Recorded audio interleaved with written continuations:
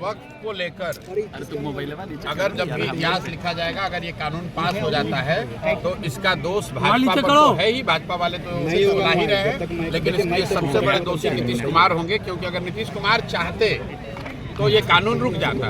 उनके पास वो संख्या है, नीतीश जी के पास वो संख्या है। अगर नीतीश जी के 12 सांसद आज सरकार के समर्थन में न खड़े हों तो ये कानून रुक जाएगा। तो मैं अभी भी नीतीश जी से, नीतीश जी के साथियों से उनको आग्रह करूंगा कि आप भाजपा पर दबाव बनाइए, ये कहिए कि कम से कम इस कानून पर हम लोग आपके साथ नहीं हैं।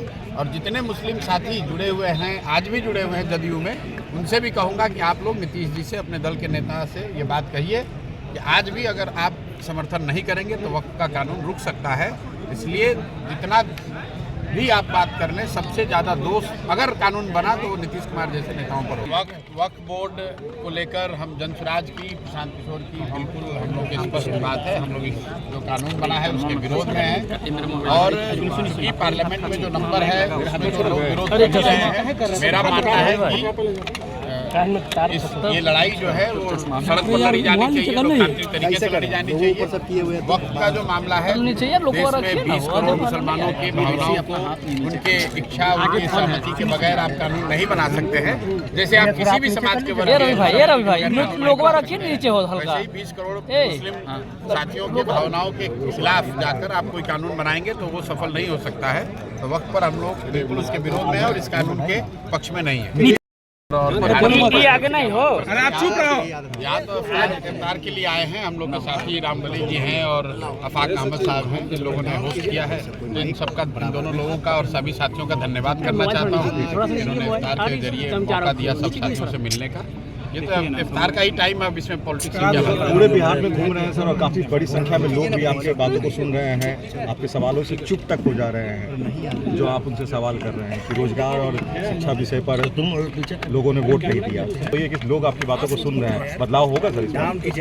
बदलाव तो होगा ही। बदलाव इसलिए होगा कि बिहार में जो परिस्थिति है बदलाव किस फॉर्म में होगा, किस शेप में होगा, वो तो जनता मालिक है। हम लोग अपना काम है, अपनी बात हम लोग कहें, जनता उसको सुन रही है जैसा आप बता रहे हैं। सुनने के बाद जो जनता निर्णय लेगी उसका निर्णय सर माथे पर। सर एक सवाल ये भी है, लॉ एंड ऑर्डर को लेकर सर स्थितियां खराब है। होली में पुलिसकर्मियों की हत्या हो जा रही है सर, लॉ एंड ऑर्डर पर सर क्या कहिएगा? पुलिसकर्मी भी सुरक्षित नहीं है, जनता को सुरक्षा देने वाले ये लोग शांत रहिए तब ना सुनिएगा। ये सवाल तो आपको नीतीश जी से पूछना चाहिए। और लॉ एंड ऑर्डर की स्थिति 2017 के बाद से बिहार में उत्तरोत्तर बिगड़ती गई है, और मैं उसके लिए बहुत हद तक शराबबंदी को दोषी मानता हूँ। शराबबंदी की वजह से शासन का, लॉ एंड ऑर्डर एजेंसी का एक बड़ा हिस्सा सिर्फ शराबबंदी लागू करने, उसको छुपाने, चलाने में लगा हुआ है, और कहीं न कहीं उसका दुष्परिणाम देखने को मिला। प्रधान जी, आज की इफ्तार से क्या संदेश देना चाहते हैं? आज की इफ्तार से क्या संदेश देना चाहते हैं? तो रमजान में करीब हर दिन कहीं न कहीं इफ्तार में जाते हैं। आज आप लोग पहली बार यहाँ पर देख रहे हैं, चूँकि पटना में ये हो रहा है। बाकी मैं जब दौरे पर भी रहता हूँ तो हर दिन इफ्तार के लिए जाते हैं। अब तक इफ्तार से क्या संदेश जाएगा? इफ्तार से संदेश सामाजिक सद्भाव का जाएगा, आपसी भाईचारे का जाएगा।